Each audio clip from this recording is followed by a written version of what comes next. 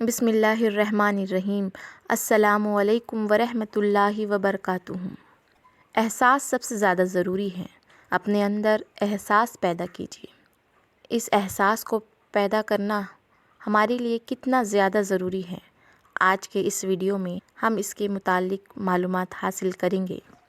چلیے ایک مثال سے آپ کو سمجھاتے ہیں کہ اپنے اندر احساس کا ہونا کتنا ضروری ہے، اور اگر یہ احساس نہ ہو تو انسان نہیں رہتا۔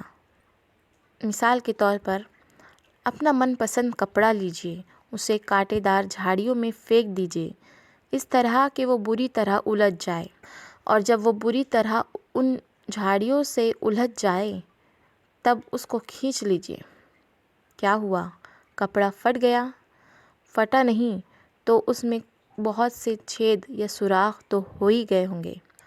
کپڑا پرانا اور بوسیدہ لگنے لگا، نتیجہ وہ کپڑا آپ کے استعمال کے لائق نہیں رہا۔ بالکل ایسے ہی روح چھلنی ہو جاتی ہے جب آپ کسی کے اعتبار، بھروسے، مان، محبت اور عزت کا غلط فائدہ اٹھاتے ہیں، پھر چاہے وہ آپ کی اولاد ہو، آپ کے والدین ہوں، آپ کے بہن بھائی ہو، دوست احباب ہو، یا آپ کے آس پاس کام کرنے والے انسان یا آپ کے امپلائیز ہو۔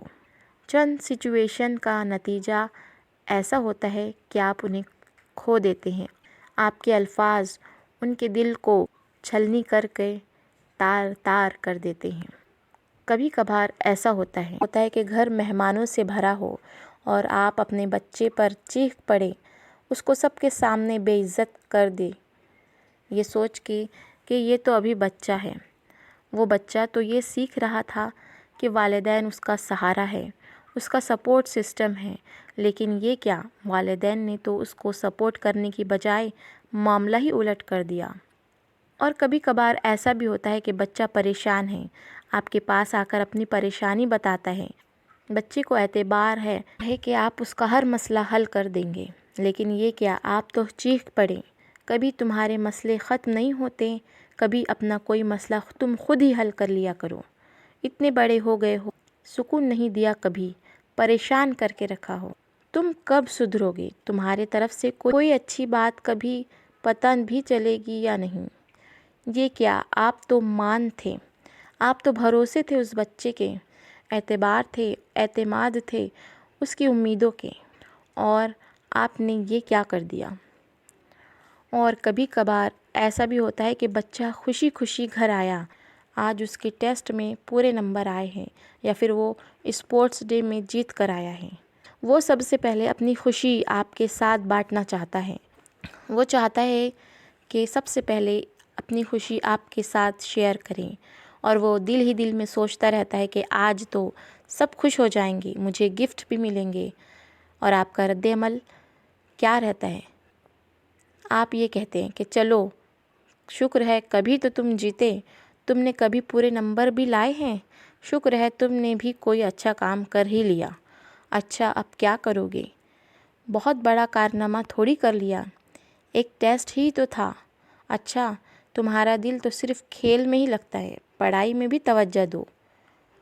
حوصلہ افزائی کا ایک بھی الفاظ آپ نے نہیں کہا، بس اس کے وہ اعمال گنا دیے جس میں وہ کمتر تھا۔ اس طرح آپ نے اس کے حوصلے کو پست کر دیا۔ بچہ تو سوچ کر آیا تھا کہ آپ کی خوشی اس کی کامیابی میں خوش ہوں گے، مگر یہ کیا، آپ نے کیا کیا؟ اور اسی طرح میاں بیوی کا بھی معاملہ ہوتا ہے۔ پورا دن تھکی ہاری بیوی کھانا ٹھیک سے گرم نہیں کر پائی اور آپ اس پر برس پڑے۔ نہ آپ نے اس بیوی کا حال پوچھا، نہ احوال پوچھا، بس اس پر برس پڑے۔ یہ کیا کیا آپ نے؟ آپ تو اس کا مان تھے، لیکن آپ نے اس کی پورے دن کی محنت پر پانی پھیر دیا۔ اسی طرح کبھی بیویاں بھی اپنے شوہر کے ساتھ غلط معاملہ کر بیٹھتی ہے۔ سارا دن تھکا ہارا شوہر گھر آیا اور لگی شکایتیں کرنے، کبھی ساس کی، کبھی سسر کی، کبھی نند کی تو دیور کی، یا پھر بچوں کی۔ ارے وہ تو سکون کی تلاش میں گھر آتا تھا، ذرا حوصلہ تو کیا ہوتا۔ اپنے الفاظ کا چناؤ میں، اپنے برتاؤ میں بہت محتاط رہیے۔ کانٹے دار الفاظ دل دماغ اور روح کو بری طرح چھلنی کر دیتے ہیں۔ اسی لیے کہا جاتا ہے کہ احساس سب سے زیادہ ضروری ہے۔